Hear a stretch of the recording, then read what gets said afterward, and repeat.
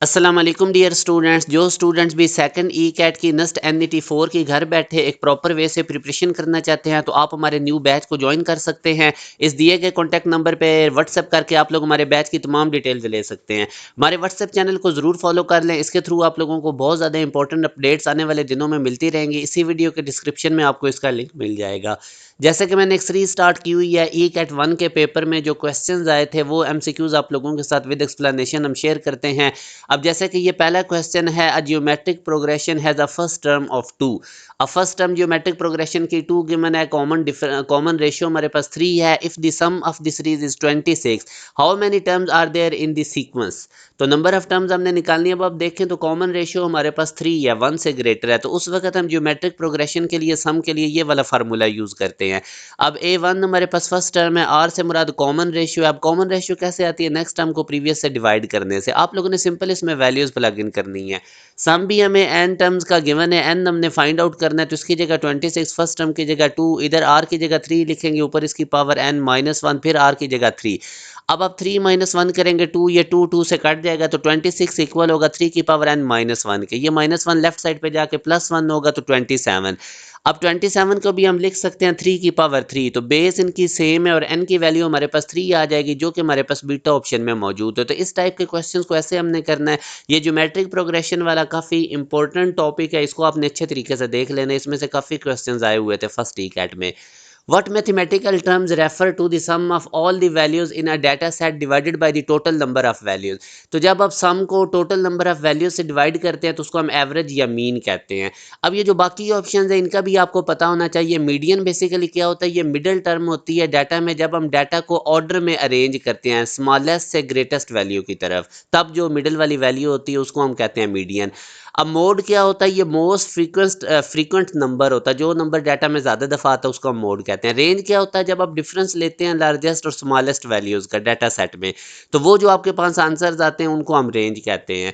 तो इसी तरह अब आप अगर नेक्स्ट देखें तो ये sine x into cos x, ये वो कहता है कि ये किसके इक्वल होगा। तो ये बिल्कुल सिंपल सा क्वेश्चन है। आप देखें sine x into cos x, आप इसको 2 से मल्टीप्लाई और डिवाइड कर दें। अब 2 साइन एक्स कॉज एक्स हमें पता है साइन 2x की इक्वल होता है। स्टार्ट में 2 से ये डिवाइड भी हो रहा है, तो यू अगर आप देखेंगे तो alpha option is the right answer.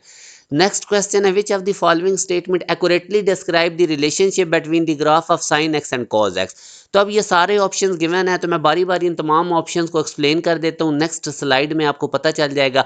अब अल्फा ऑप्शन में वो कह रहा था both sine and cosine graphs are always increasing और डिक्रीजिंग, तो ये इनकरेक्ट स्टेटमेंट है कि both sine and cosine functions oscillate basically करते हैं between positive and negative values के अंदर। बीटा ऑप्शन था वन ग्राफ आइदर साइन और cosine is always positive while the other is always negative, तो ये भी इनकरेक्ट स्टेटमेंट है। दोनों साइन और कोसाइन फंक्शन दोनों पॉजिटिव और नेगेटिव वैल्यूज लेते हैं थ्रू आउट उनकी डोमेन के अंदर। अब ये जो सी वाला ऑप्शन था, the graph of sine and cosine have the same amplitude, और ये बिल्कुल उनके एम्पलीट्यूड सेम होते हैं, 1 और -1 जो मैक्सिमम और मिनिमम वैल्यूज होती हैं, और फेज शिफ्ट उनके अंदर होता है 1/2 का। ये आप देख सकते हैं, तो ये सी हमारे पास राइट आंसर है। अब डेल्टा में वो कह रहा है the graph of sine and cosine are identical, तो ये भी इनकरेक्ट स्टेटमेंट है। इनके ग्राफ सिमिलर होते हैं मगर शिफ्टेड होते हैं, तो ये आप लोगों ने इनको देख लेना है। तो सी हमारे पास बेस्ट ऑप्शन है। सी वाला जो हमारे पास है ये इसमें बेस्ट ऑप्शन है। इसी तरह अब अगर आप लोग नेक्स्ट मूव करते हैं तो विच of the following steps is typically the first step in providing a statement using mathematical induction. Mathematical induction वाला भी इंपॉर्टेंट चैप्टर है, तो इसमें अगर आप लोगों का फर्स्ट स्टेटमेंट अगर आप लोग याद करें फर्स्ट स्टेप को, तो हम उस स्टेटमेंट को ट्रू कंसिडर करते थे बेस केस के लिए, जिसमें हम n इक्वल टू 1 के लिए उसको ट्रू कंसिडर करते थे। तो ये मैंने इसकी रीजन भी लिख दिया। बेस केस हम क्या लेते थे? The first step establishes the truth of the statement for the most basic case, typically n equal to 1 के लिए हम स्टेटमेंट को ट्रू मानते थे।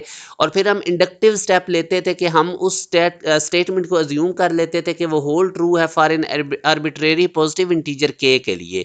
फिर हम डेमोस्ट्रेट करते थे, इस assumptions को इम्प्लाई करते थे कि ये जो स्टेटमेंट है ये ट्रू होगी नेक्स्ट इंटीजर के लिए जो कि k+1 है।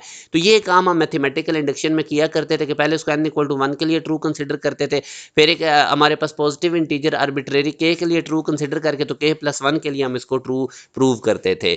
अब जो स्टूडेंट्स भी एक प्रॉपर वे से तमाम सब्जेक्ट्स की तैयारी करना चाहते हैं, जो कि अभी कैट 2 आपका होने वाला है, नस्ट NET 4 होने वाला, फास्ट यूनिवर्सिटी का एंट्री टेस्ट है, NTS नेट के टेस्ट के लिए, तो आप हमारे बैच को ज़रूर ज्वाइन करें। आप लोगों को ये पैरेलल प्रिपरेशन करवाई जाएगी बोर्ड के साथ, मैक्सिमम सारा काम हम क्लास के अंदर ही करवा देते हैं। सेकंड ईयर सिर्फ 70% से आपने पास करनी है।